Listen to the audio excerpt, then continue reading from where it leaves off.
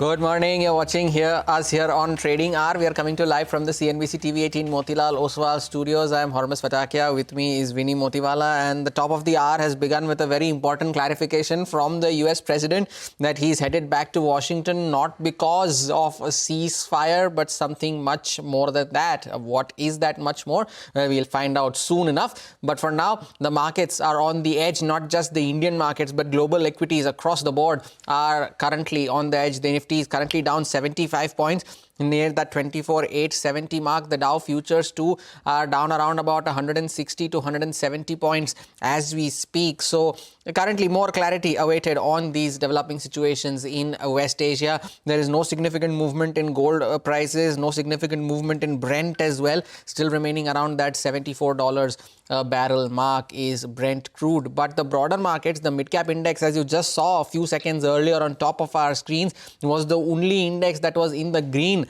as of now, the mid-cap index. But because of the Nifty Bank, the Nifty 2 and the Nifty mid-cap index has almost given up all of its gains, Vinny. So still a little bit choppy. Of course, the Sensex weekly expiry as well today. So we need to count that in as well.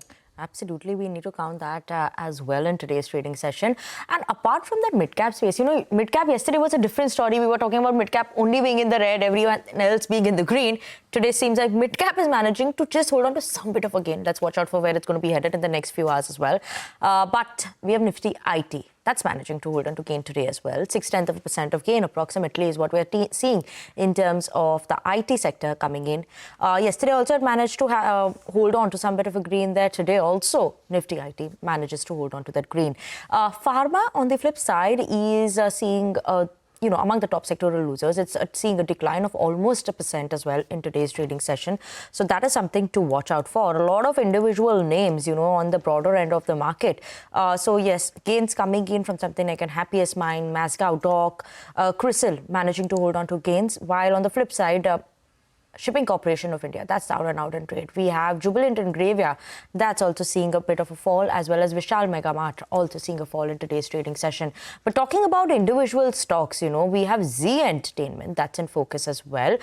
There's a lot of update that's coming from the management front as well. The promoters maybe, will increase the stake. So for the update on this, what's happening there, we have Vamakshi joining in with us for that. Vamakshi. Well, Vinny, the board has gone ahead and approved issuance of close to 17 crore fully convertible warrants to promoter group entities.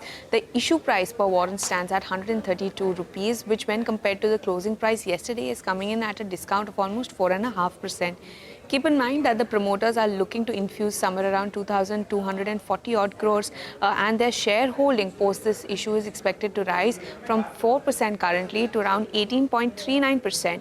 This in turn shows the kind of intent that the promoter has. They will have more skin in the game. So therefore, is a positive development. Now, keep in mind that Motilal Oswal says that they believe the promoters' funding was largely driven by the recovery of dues of the SL group. Around 600 crore was recovered recently. Keep in mind that this could also lead to some bit of equity dilution. Assuming all of the existing as well as the new warrants that will be issued get converted into equity, it could result in as much as 15% equity dilution. As far as the cash position of the company is concerned, keep in mind 25% of the issue price is expected to be paid upfront. Therefore, the company will receive 560 odd crores, taking the total cash balance to almost 2,965 crores on an immediate basis. But there are some key concerns with respect to this. Of course, in the broader sense, it is a positive development, but was the equity dilution needed is the question that the investors will be asking, because keep in mind that last year they had already given a nod to raise almost 2,000 crores via FCCBs, and only the first tranche of 200 crores had been withdrawn so far, and they've broadly stated how they want to use the funds, but more clarity on the quantum of fund utilization, especially capital allocation, is extremely important. So that will be something that investors will be watching out for.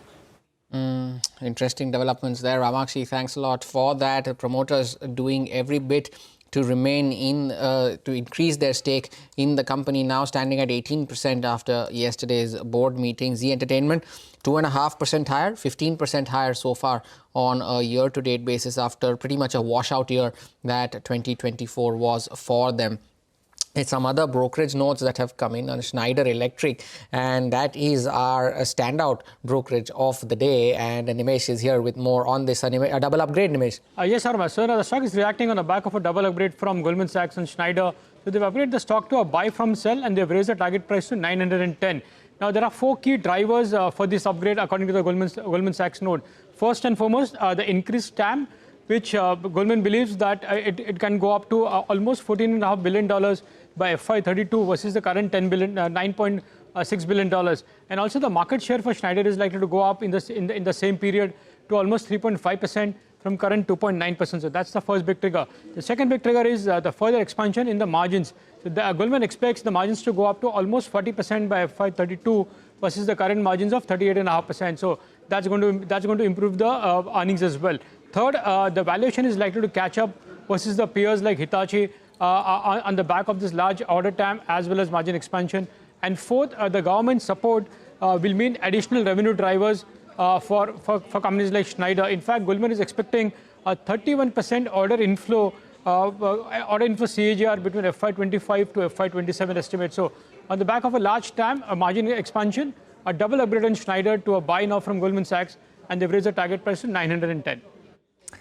Absolutely, Nimesh. Thank you so much for that. Schneider Electric in focus today and buzzing in trade as well. But let's move on and talk about MGL. These shares are in focus today as well.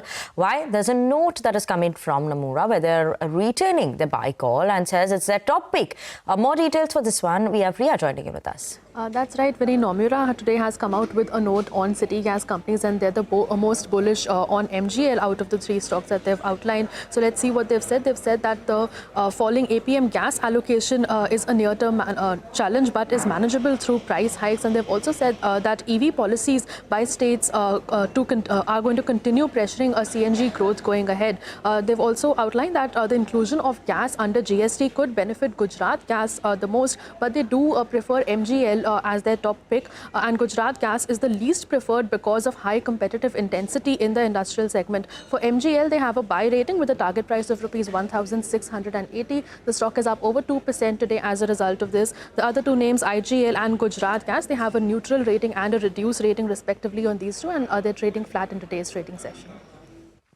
Okay, Riya, thank you so much for that. So we're keeping an eye out on MGL. But the next stock that we should put the radar on is going to be Tanla Platforms.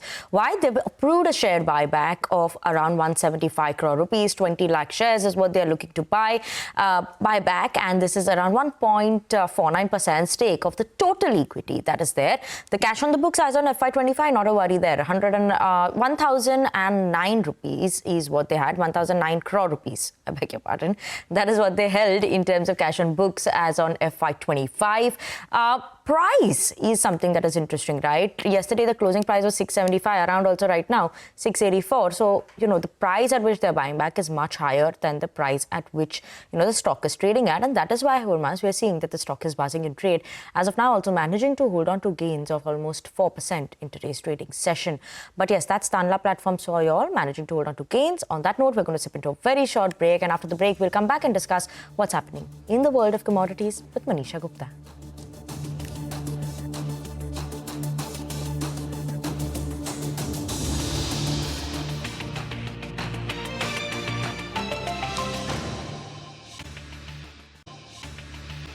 Welcome back. Still 70 points lower on the index. Just before we move to Manisha, there's one stock that I wanted to highlight, and that is Sterlite Tech.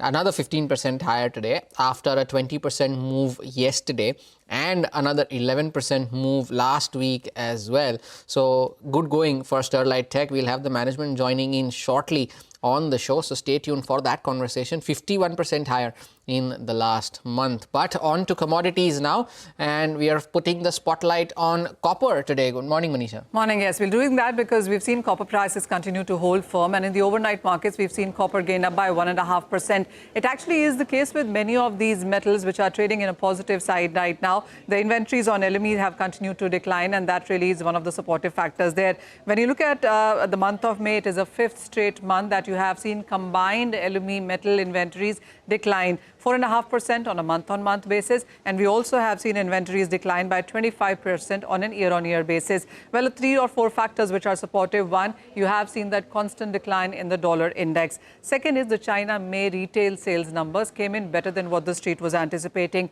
And then the IEA report reiterating that the copper supply demand will see a gap or a mismatch of almost 30% by the time we are into 2035. The support also continues, and that shows in case of numbers as well. When you look at the last 3 months in sense of copper, as in sense of prices, we have been trading between that 92 to 9700 mark. So clearly, even with the kind of data, slowdown concerns, weak numbers that we've seen come in from US have not impacted the copper prices as much because there are supply concerns. Also, when you look at the averages as compared to last year, where the copper averaged at around $9,000 a ton, we're looking at an average currently at around $9,400 a ton. So the copper, we have seen constant gains coming for the markets. And if you look at Citi, Bank of America report, they suggest that $10,000 is what you could be looking at copper in this year, and a 12,000 of an all-time high is forecasted for the next year. Interesting developments there. Manisha, thanks a lot for that update on copper, and we'll keep an eye out on that as well. But just before we take that short break, CNBC-TV18 Access is a premium membership-based service available on CNBC-TV18.com. It offers members exclusive content, market intelligence, and expert thought leadership. The membership includes access to CNBC TV18's flagship events, interaction with our journalists, along with curated studio tours, e-learning sessions and masterclasses, and curated lifestyle benefits. Now, designed for an immersive and enriching experience, it empowers members with premium business intelligence and unique lifestyle benefits. The power of insight, the privilege of access, exclusivity, experiences, and influence is yours to claim. You can become a member by logging on to cnbctv18.com/access/plans.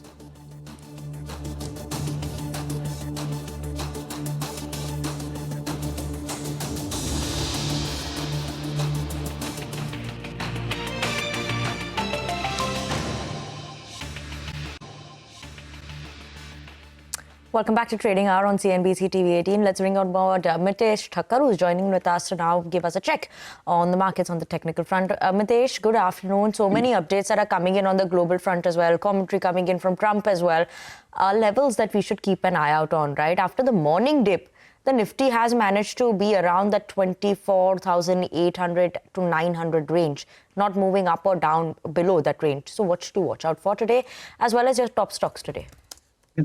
So, my understanding is that broadly the index will be in range of 25,050 to about 24,500, which is where we were a few weeks back. And therefore, yesterday we were kind of near the upper end of the range. We got a high of, today morning, got a high of around 24,980, which is close to about 25,000, 25,050 levels. So back into that range, not much. Directional bias is very clearly visible on the index. So from a trading point of view, I think either try to buy near the lower end and sell near the upper end. But when in middle of the range, I think I would avoid it. What about specific stocks, Mitesh? Yeah, I have a buy on Maruti. Keep a stop just below levels of today's low, which is about 12,470, just below that, and look for a target of around 12,800 or thereabouts. The other one is Cyient. I think that's something which is interesting. It's just giving just on the verge of giving a breakout. I think the actual level is around 1350 odd zone. So once it gets past 1350, buy with the stop at 1325 for a target of 1400. Any other stocks? Sterlite Tech, Mitesh, another 15% today, is up 50% in the last 4 sessions. On the 11th of June, the stock was at 77. Today is at 115. What about Sterlite Tech? Sterlite, I think, if you look at the charts, I actually, sorry, I don't have a very clear view. I thought I was tracking the stock nicely, but I'm not able to do that. All right, Mitesh, thank you so much for sparing time and joining us today with your views on the index and specific stocks as well. 18% higher now is Sterlite Tech, continuing to build on to those gains after another 20% up move in yesterday's trading session. We take a short break here on Trading Hour. Pritik, the equity strategist at the Nuvama Group, will join us on the other side for taking the market conversation forward. Stay tuned.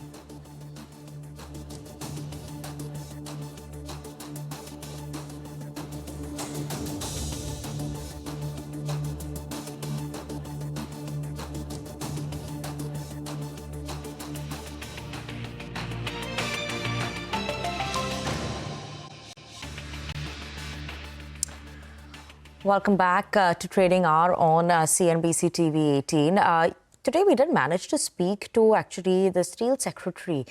We spoke to Sandeep Pondrik, Secretary of Ministry of Steel, on the steps that government is taking to protect the industry, India's consumption trends for the next 10 years, and about the turnaround in RINL. Listen in to what he had to say. There are like 2-3 kind of imports, as I said earlier. One is where the particular steel is not available inter-country, some specialty steels grades. So that's all right because those are not available. Second is based on lower price or dumping. That what the government has tried to discourage by imposing safeguard duty. I think that we have controlled to a large extent now. Based on the 2 months data of April and May, the total steel imports are much lower as compared to what they were in the last year. And if this trajectory continues, I think the steel imports will be about 50% lower than last year. So for now, RINL till now has been a success. I would put that in the success category till now. In September, it was on the verge of closure. Now in May, they are running 2 blast furnaces above 100%. They have become cash positive for last 3-4 months. About the merger or any other thing, for now it is that the government decision is to keep RINL as a going concern. So there is no proposal merger with the sale or any other thing for now on the table. We are the only major economy who is clocking double-digit growth, and as you know that last 3 years we have been clocking about 12% growth. So that's nowhere else in the world when the world steel growth is much lower, about 0.5%, 1%. So India is a bright spot in the steel consumption scenario. If you see in this particular year, 24-25, we increased by 7 kgs. We were 97, we approached about 104. My opinion is that in 2030 or so that's about 6 years from now, 5-6 years from now, which we should be somewhere around 155, 160. And by 2035, we should be around world average of about 200 plus. Well, time to take a short break here on Trading Hour, but just before we do that, here is some good news for our viewers. Introducing CNBC TV18's all-new app, where you get instant breaking news, financial world updates and in-depth articles right at your fingertips. You can download the app from the Apple Store or even the Google Play Store, or even scan the QR code that comes up on your screen to get that app on your phone. Take a short break, back on the other side.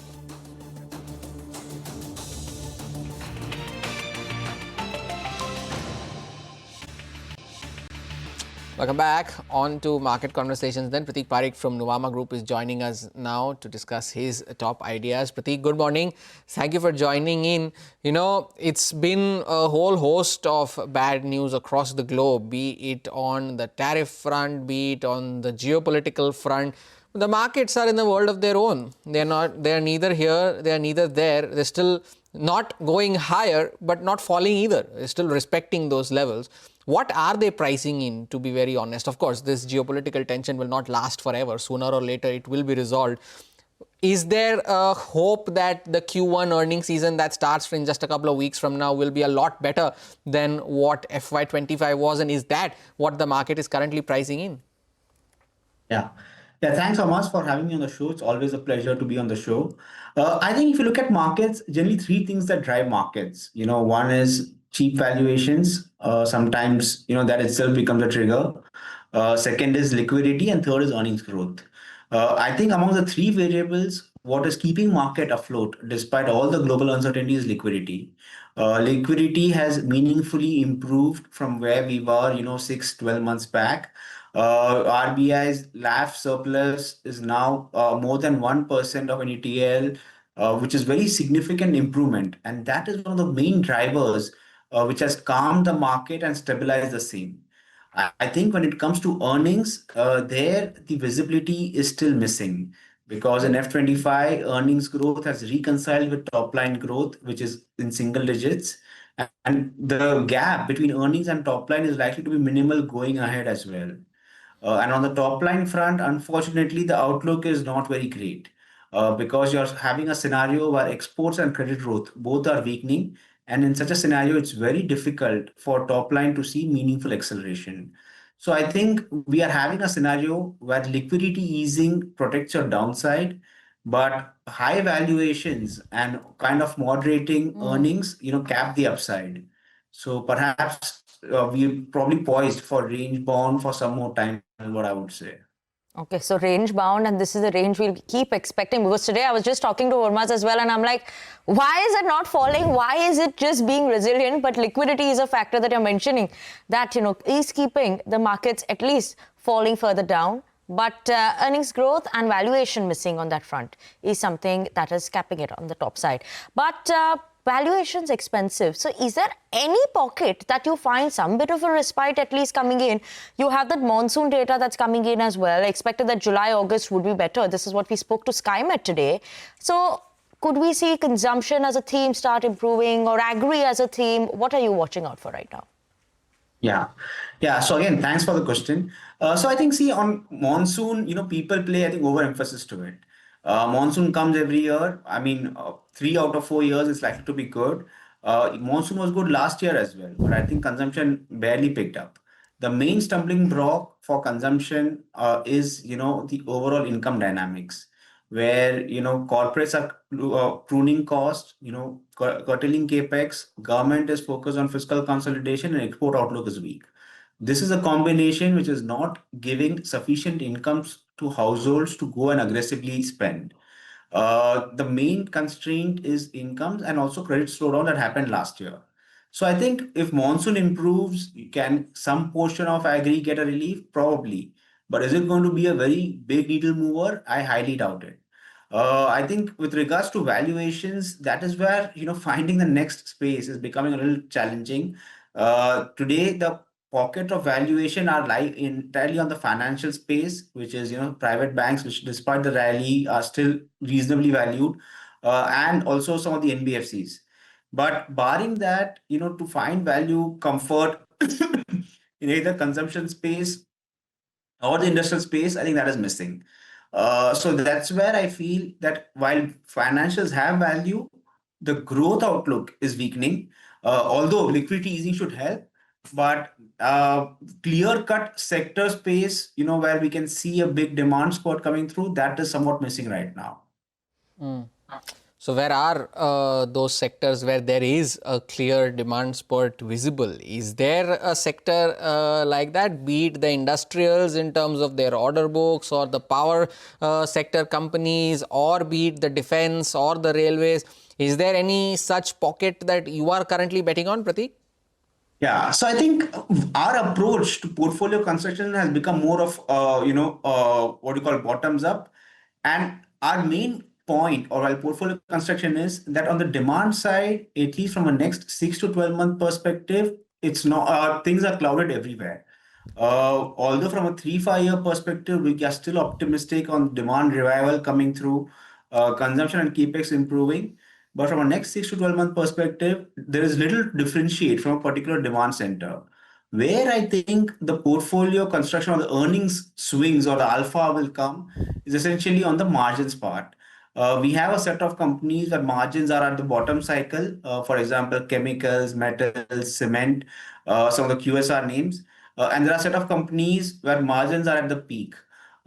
Essentially, in a scenario where demand is weakening everywhere, those at the peak margins will probably find it difficult to even maintain operating leverage and sustain them.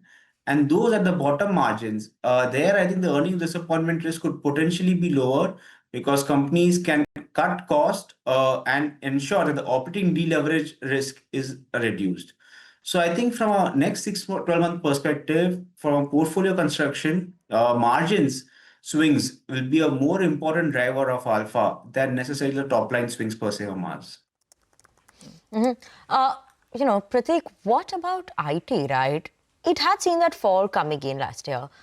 Now, seems like it's picking up pace. So don't you think that this is where maybe we could see value or enter into this one? Like Sterlite Tech recently got that order as well, and we have seen it run up 50% as well. So, what's your thought on IT?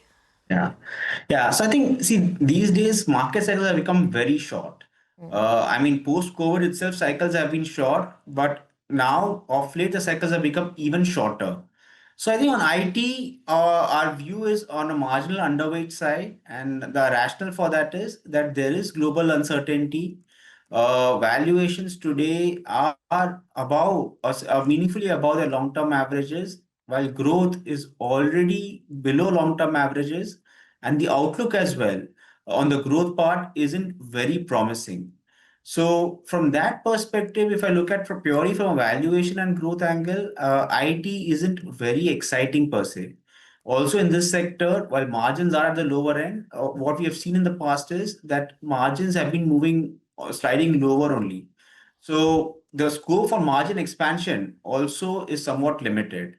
And that's why, from an overall sector perspective, within the sector, there can be a few bottoms up ideas. But from an overall sector perspective, IT is not still looking very promising, is what I would argue. Right. Pratik, there has been a lot of debate about the auto sector currently. Now, there has been a deal that has been signed between the US and the UK, but that will, of course, limit the tariffs to 10% from UK exports, and which is okay for a company like Jaguar Land Rover, which exported exactly 1 lakh cars in 2024 to the US. But in the sector as a whole in this country is facing a bit of a double whammy of sorts, right? There is domestic demand that is lacking. You already have exports that are struggling, if not okay or stable. And now there is a conversation that the excise or the GST on luxury cars could be hiked further. Now, what does that do to a sector like auto, which is already struggling? That adds to more trouble. Do you see this becoming possibly a structural issue for the sector as a whole, or only select pockets could be hit because of this? Yeah. Again, good question, Humas. See, I think clearly from an auto sector perspective, as you rightly mentioned, it is undergoing challenges.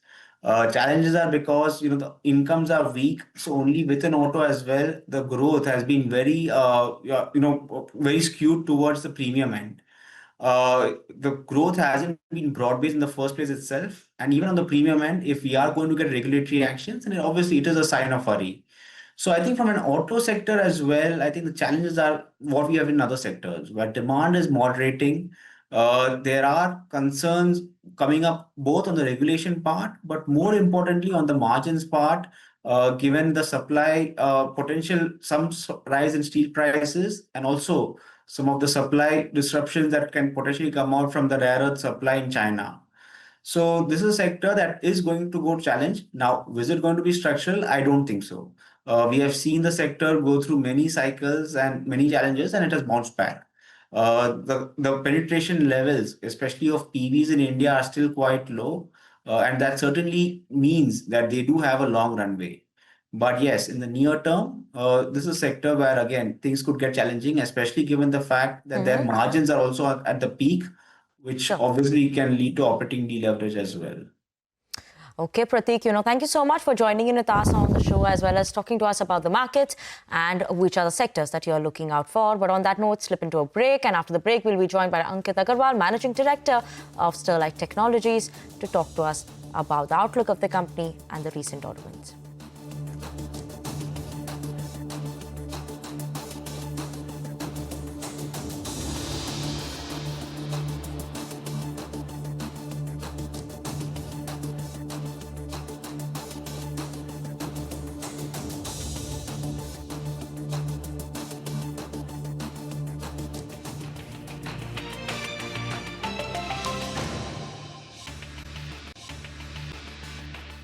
Welcome back to Trading Hour on CNBC-TV18. Now we have the management of Sterlite Tech joining in with us, Ankit Agarwal, MD of the company, to talk to us about that big order win, which has led to such a run-up in the stock in just a week, 50% uptick, 5 days trading session.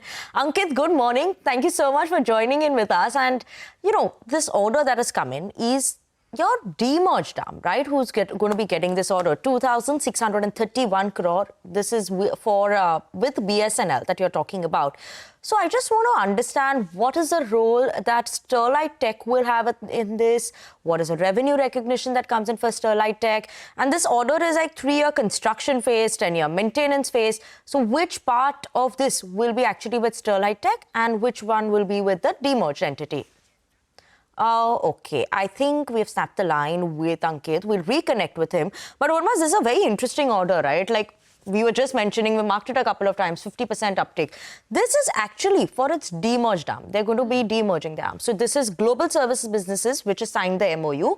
And this is a 2,631 crore, which is with BSNL. Mainly, they're going to be focusing a lot on designing, construction, installation. And this is going to be in BharatNet's middle network, which is in Jammu and Kashmir. So that's the main focus area. Ankit, morning, can you hear me? And, we're talking about the BSNL, the agreement that you have with BSNL, 2,631 crore, a big one there. I want to understand Sterlite Tech's part in this deal that is there, because right now your demerged arm has signed this deal. So what is the revenue that comes in for Sterlite Tech and how long will it be, Sterlite Tech will be a part of it? Because there's a 3-year construction contract and then a 10-year maintenance contract. Good morning. Yeah, good morning. Thank you for having me on the show. Absolutely, this is a very important win for us. It's the second time we are going to be building a network. Previously, we had built a 10,000 kilometer network in Jammu Kashmir for the Indian Army as part of the Network for Spectrum project. And we are very, very proud to be building now this network, which goes across every village in Jammu Kashmir and provides high-speed broadband connectivity. So this is a project which we'll build out, as you mentioned, for 3 years of construction and then 10 years of maintenance. So it's a long-term commitment to the region and will have a massive impact into the development and growth of Jammu Kashmir.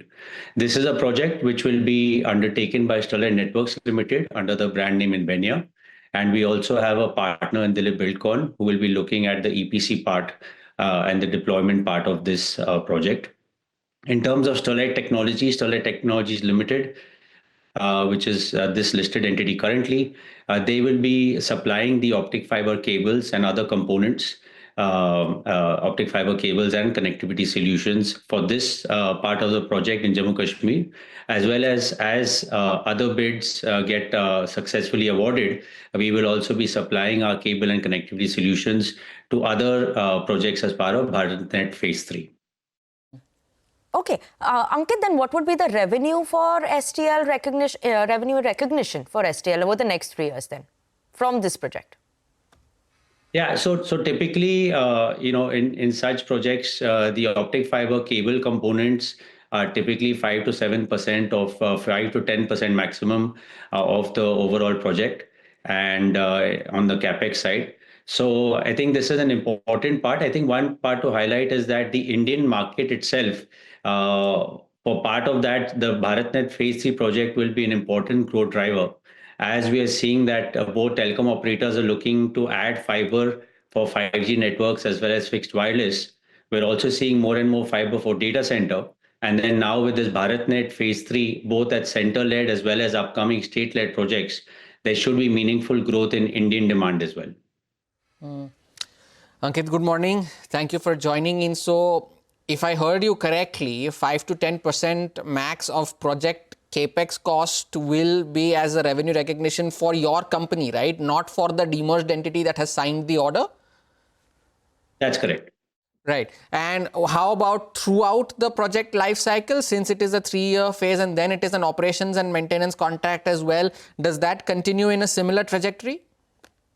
Yeah, there's some smaller amount of fiber optics that goes in typically for repair and maintenance, but majority of the usage or consumption of the optic fiber cable is upfront, especially in the first 2 to 3 years. And this is across not just this project in Jammu Kashmir, but we will be actively supplying a good portion of cables and connectivity for other projects, other bids across the BharatNet Phase 3.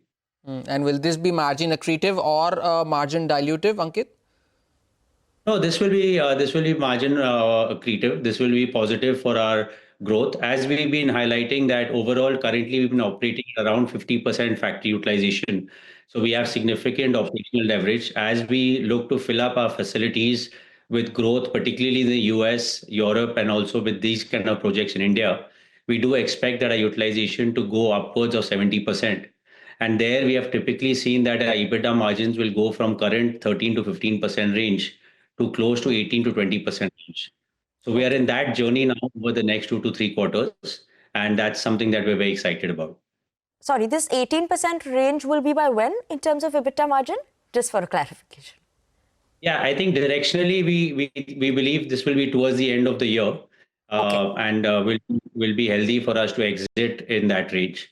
I think the whole thought process is that we keep looking at the markets, whether it's on the optic fiber cable for enterprise, 5G, and more for data center segment. And I'm proud to share that just recently we have just launched our entire data center portfolio stack. Absolutely. The first Indian company to have launched this. And we're very, very excited to take the solutions for India, but also globally. So how are you seeing that growth? That was my next question, right? This came in just yesterday. Your data centers, AI infrastructure market is what you're looking at. Next 2-3 years, what is it in terms of revenue for the company? How much is the incremental revenue we could watch out for now? Yeah, absolutely. This is something just to give you a sense, as you move into more Gen AI kind of based data centers, you need 10 to 15 times more optic fiber inside a data center. So this is a kind of massive requirements. Today, we believe maybe 5 to 6% of the optic fiber demand comes from data center requirements. That's probably going to go towards 20 to 25% in the next few years. So pretty significant requirement. These are very specialized, niche, and high technology requirements. And typically, they are bought as a complete solution of cable and connectivity together. So this is something that our teams have been working on diligently for more than a year. And now we're very proud to have launched this. Overall, our ambition is that 25% of our company revenue should come from enterprise plus data center. I think probably that will take us, a year or 2 years to get there. But this is a very important milestone for us. We have our own IP. We have our own technology partnerships. And we hope to make very strong inroads into the data center segment, both in India as well as globally. You know, Ankit, I want to understand, because now the government is also talking about that push coming in for public sector telecom adoption. Could we expect more such, partnerships with like BSNL or something on that sort, or more network development? As well as in terms of the division of work, will it still go to STL Networks or will it be with Sterlite Tech, such deals?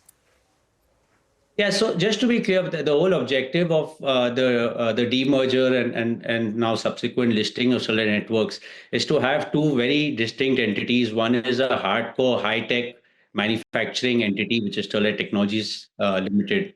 And then you have the services and system integration business, which is Sterlite Networks Limited. So these are the two entities, and very intentionally we have separated them. And we're very, very confident that both entities will scale up with time to come. Definitely, there will be areas where on arm's length, the two entities could look to do work together, where possibly the Sterlite Networks Limited could take up some projects and their Sterlite Technologies could support with its products. Very quickly, Ankit, clubbing two questions into one. You mentioned a quarter of your revenue should come from the enterprise and data center businesses over the next couple of years. What does that do to your overall top line growth for this year and for the next, if you have a projection there? And by when does the demerged entity list on the bourses? Because you had mentioned earlier that it should happen by June or July this year. We're already into the mid of June. When does that happen?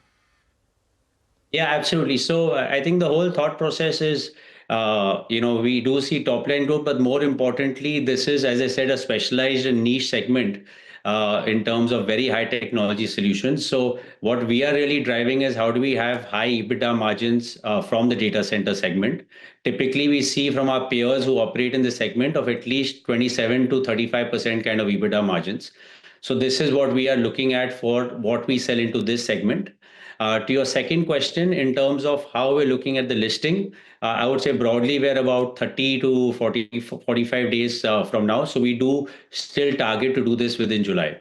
Very diplomatic answer on the first one. Ankit still did not give us a number. We'll hold you to that though. But thank you so much for sparing time and joining us today.